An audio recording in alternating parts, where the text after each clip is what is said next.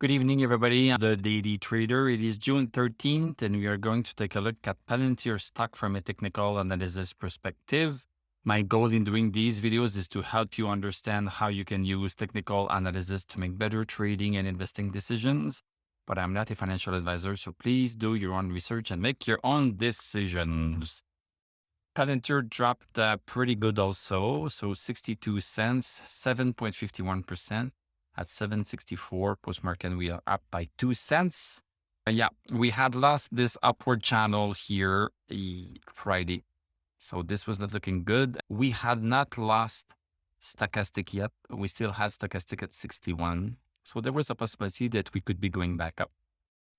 But with today, okay, we know that the possibility is gone. Stochastic is at 13, so incredibly low. Is it worth it to look at the 1 hour chart?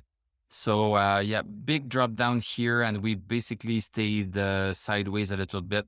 Stochastic hyper low. I would not believe too much a move back up here because without stochastic, that pullback here should not last. Yeah, this is pretty down. If we look at the indicators on the daily chart, so we now have a thumb down right here. We still have MACD, but not a big consolation.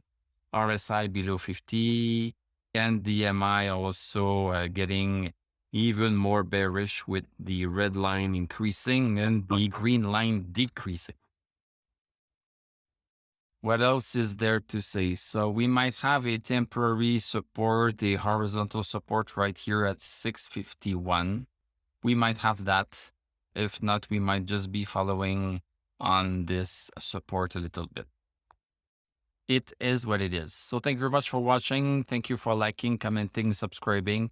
If you like what I do, you can become a YouTube member. You can click on my TradingView affiliate link. I'm going to wish you a great evening. We are going to talk tomorrow, and I'm going to tell you à la prochaine.